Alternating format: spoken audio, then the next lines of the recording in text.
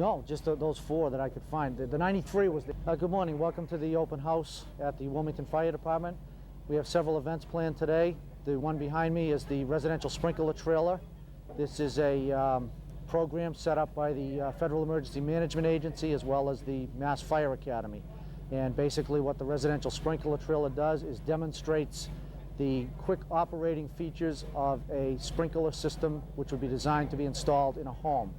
What you'll be seeing today is public officials and local residents of the community actually going inside the trailer, where professional staff from the Mass Fire Academy will light a small fire, and you'll get to see the quick operating features of a residential sprinkler head, which operates 5 times faster than a commercial head. So what you'll see here is the staff from the Academy will light the fire over here in this corner.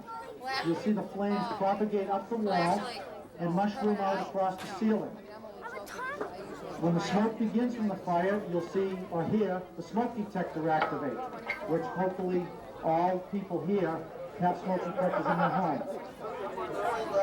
Smoke detectors are required by general law, by Mass General Law, to be installed in each home, and that is a requirement in Wilmington.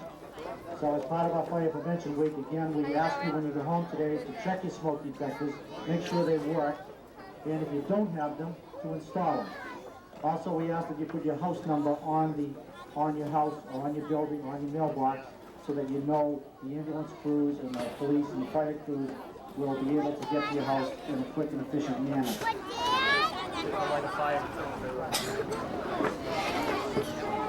We have a hydrant line tied into the sprinkler system in the trailer, and in all fire training we consider safety to be of the utmost importance.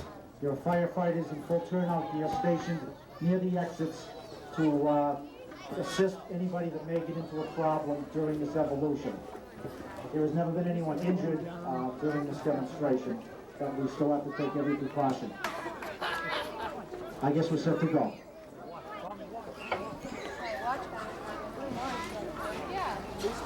You're doing this now?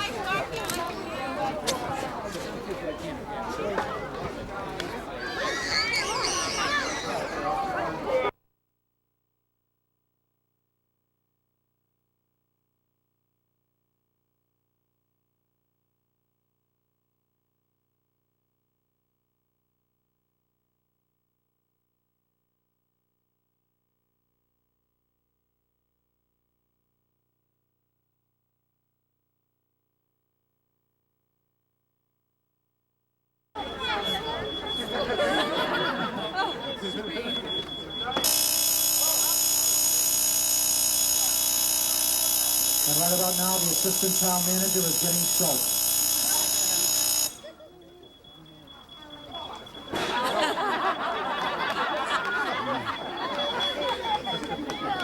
H-E-L-P, help.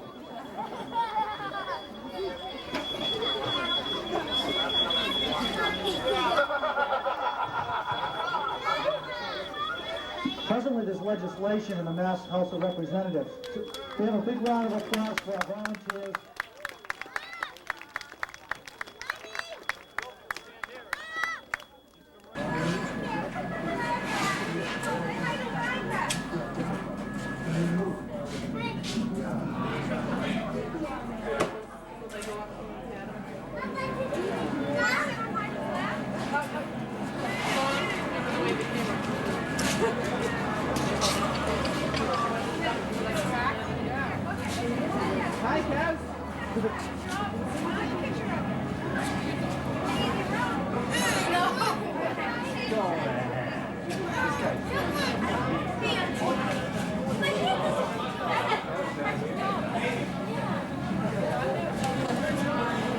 This is a foam unit from Hanscom Air Force Base Fire Department.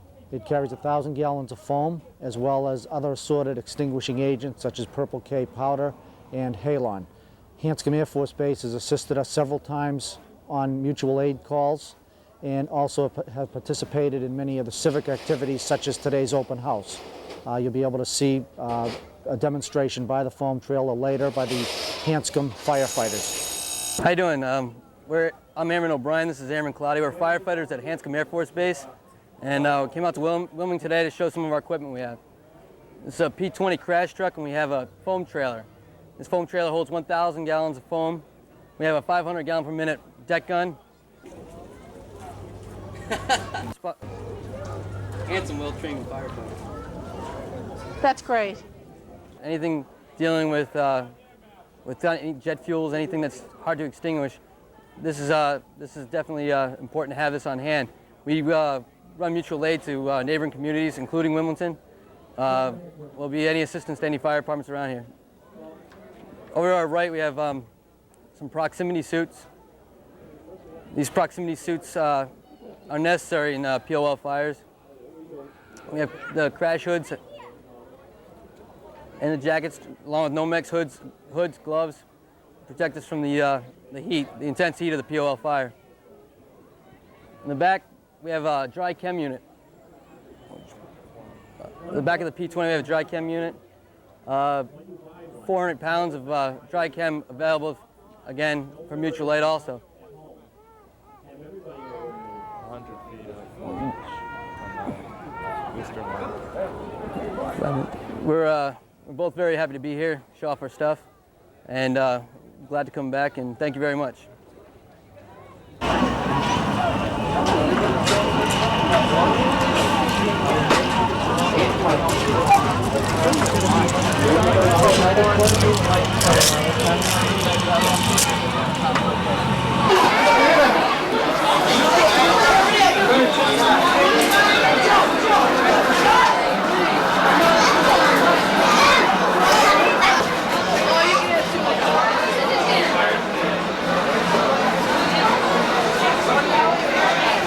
Hello, my name is John Brown. I'm a lieutenant with the Wilmington Fire Department, and we're here today at Wilmington's open house to show you a few things about the fire department that you may not know. What we're doing right now is we have Firefighter Brian Anderson showing you what we go through just prior to responding to an alarm.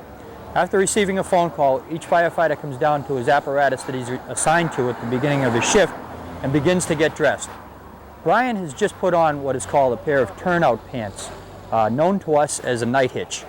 They call it a night hitch because many years ago, firefighters would take a pair of pants upstairs and hang them over a pair of work shoes, put them beside their bed, and when there was an alarm received in the middle of the night, they'd pull that pair of pants on and respond to the alarm. Today, in the 1990s, firefighters wear the night hitch all the time. It gives them a better level of protection. Brian's turnout coat that he just put on is made of the same material. It's called PBI Kevlar. This material is impervious to punctures by nails, knives, sharp objects. It's also somewhat flame retardant. The pants and the coat together cost about $1,000. This turnout gear is approved over a period of time of testing in big city fire departments and suburban fire departments, much like Wilmington. For a period of about 6 months, we tested this gear. We found that it worked well in fire conditions, and now the whole department is outfitted with it. Brian has just put on his hood. This protective hood is another piece of equipment that was added over the years to protect the firefighter better during cases of flashover. Commonly, firefighters' ears, nose, and face, all exposed parts of his body were burned. You'll notice on his wrists, he also has a cover, which prior to this use of this turnout gear, firefighters' wrists were often burned as they extended their hand to do some work inside of a building. This wristlet now sits between his thumb and his forefinger and is covered by his glove when he goes into a fire. Each firefighter carries a pair of flame-retardant gloves with them and wear them in all fire circumstances. The next thing that Brian will do is climb up into the jump seat where his self-contained breathing apparatus is located. On the way to the fire, firefighters can put on their self-contained breathing apparatus and be ready when we arrive on the scene to go into a burning building. Firefighter Anderson is now sitting in what we call a jump seat on each piece of apparatus. Safety laws prohibit firefighters from riding on the back step of fire apparatus due to the number of accidents that had occurred. An advantage to having this jump seat is that the self-contained breathing apparatus is there. And again, as we said previous, well en route to a fire scene, we're able to put our apparatus on. It takes a little bit of movement in the seat area, which is quite small. However, we're able to do this. Brian has now put the tank on his back and secured the straps to his body. He's taking his mask and he's putting his mask on. Once he makes sure that there's air in the tank and air brought to the line, he will unhook his mask, put his Nomex hood over his mask, and then his helmet on. Once Brian has his helmet on, his hood on, and his mask on, he places his gloves on. He's covered from head to foot. He's completely protected when he goes into a fire environment. This is a great advantage when responding to an alarm of fire because when we arrive at the scene, we're ready to go. We don't have to step off the truck and grab more gear. Now, as Brian gets down from the apparatus, we'll be able to explain to you what this equipment is used for, part by part. The new face masks that we have allow Brian to take his self-contained breathing apparatus and disconnect it until the time it's needed. It's also facial protection, which we didn't have previously, so that in a dangerous environment of a fire, Brian's face will not be hurt by falling debris. The opening here allows for a lot more air exchange. Previous to this, the mask would be fogged up quicker, and it would be more difficult for Brian to breathe. The automatic demand apparatus that we have, once it's put on, as soon as Brian takes a breath, it will activate the air. Brian wears an air tank on his back that carries approximately 25 to 30 minutes of compressed air. Uncommon to popular belief, this is not oxygen. Oxygen will explode in a fire environment. It's compressed air, just as scuba divers use. The tank, rated at 25 to 30 minutes under heavy work conditions, may only last 5 to 10 minutes. The increased breathing pace of a firefighter in a building, the hot work environment will cause the air to be used up that more quickly. There's a regulator on the side of the tank that reduces pressure. Right now this tank has 2,200 pounds of pressure in it. The pressure is reduced greatly to enable Brian to breathe. At 2,200 pounds of pressure, Brian's mask would blow right off of his face. It's reduced to about 30 pounds as it goes through his mask. The straps on Brian's air pack are also flame retardant. In the event of a fire, which happens commonly, and the fire flashes over our heads, straps have burnt off in the past. The investment in these type of straps have kept the tanks on the backs of firefighters longer and make them safer.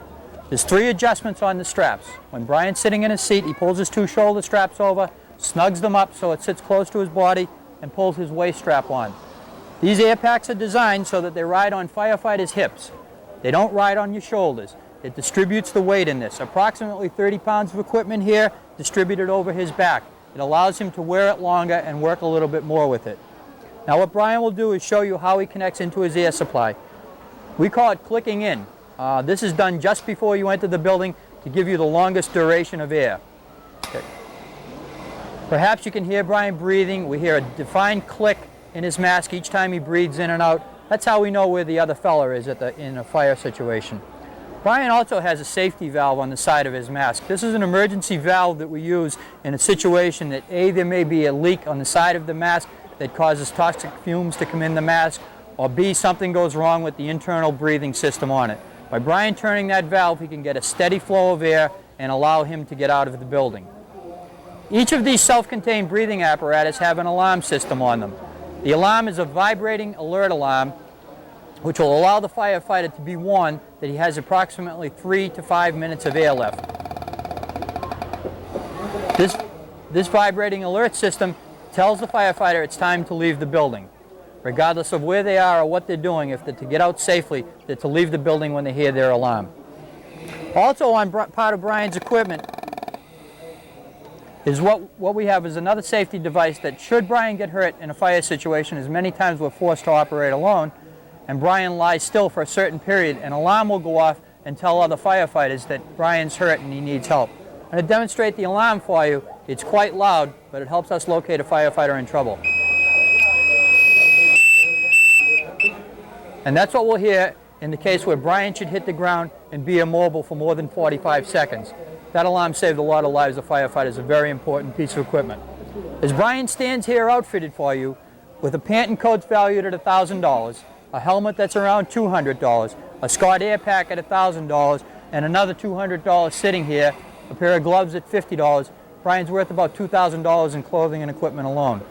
It's a very expensive sport to be into, more expensive than football, more expensive than everything else, and we call it a sport because of the amount of physical exertion.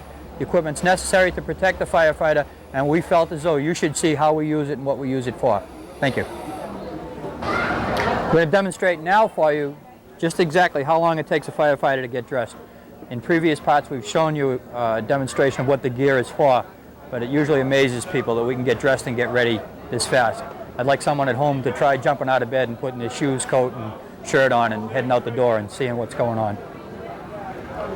Brian's got his helmet on, and he'll be climbing up on the apparatus. He's ready to go. The truck can pull out the door now.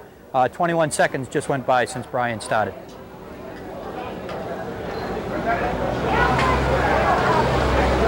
Brian's in his air pack now. 10 more seconds has elapsed, and he's ready to jump off the truck and go to a fire. If folks will remember the fire that we had in the square a year ago in October, response time was 2 minutes from here, and when we stepped off the apparatus, we entered the building.